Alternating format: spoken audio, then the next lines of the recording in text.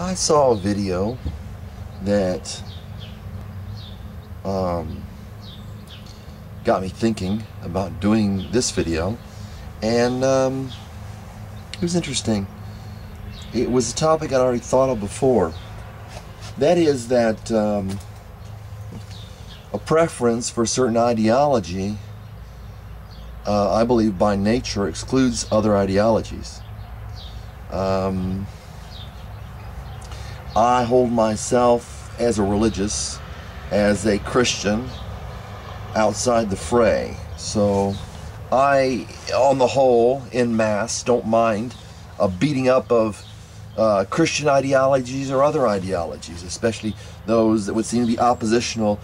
You know, it's like people fighting in a bar. You know, one person's on this side, one person on this side, and everybody's friends of those people, and I'm over here, and you don't know either one of them. That's how I feel in a lot of the battles that go on, whether on YouTube or in life, anywhere. So I find myself often unoffended. I'm more offended by prejudices than I am opinions, honest opinions, or people trying to warp reality to suit their own ends. Or it's going to be like, you got a bar brawl and everybody's fighting one another, and people are into that, and then maybe there are two gangs or two groups in a bar fighting one another, and everybody's fighting the one another, and I'm standing outside the bar and saying, well, gee, I think they're having a ruckus in there. I was thinking about this idea that does religion preclude something like an abhorrence of that religion?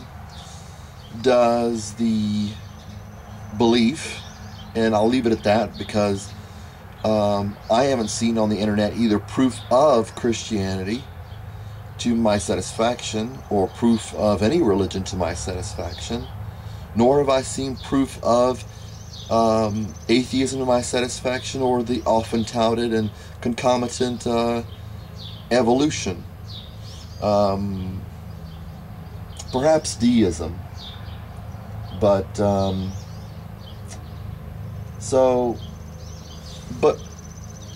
my contention, or my point, is that when you get,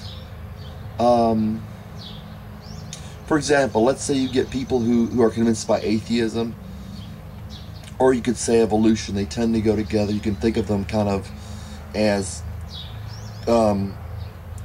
holding together, as being cohesive, as coalescing. But whichever one you take, you can take them separately if you prefer. And you would take atheism and say, okay, atheism says that God doesn't exist. Well, there's an opposition to that. You call it a direct opposition or indirect opposition. In some ways, Christianity or Islam even, or whatever, or many things, are in opposition to atheism, where the atheists would say, we need to think in a reasonable way, and this is bad. Therefore, we need to get this out of there.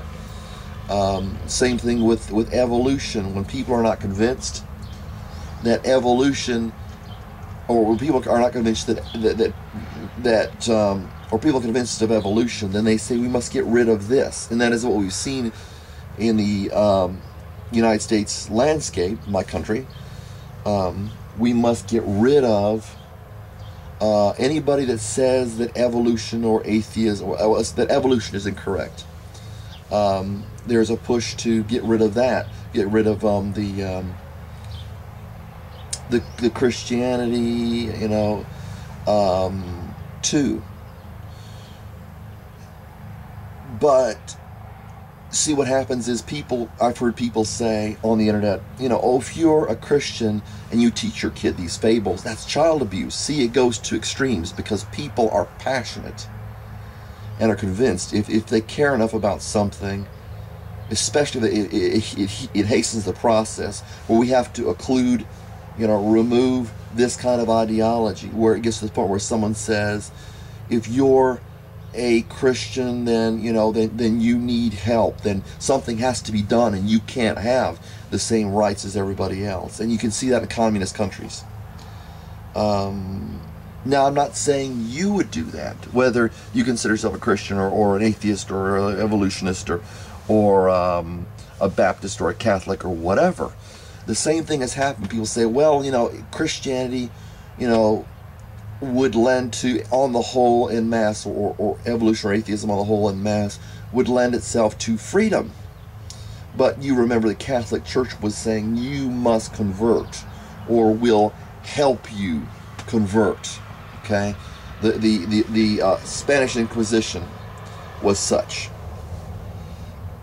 And so you see, in either case, people on the evolutionary side saying, or on the evolutionary side, or even on the atheist side saying, you're illogical over here, you've got problems, maybe you should be put in a mental institution.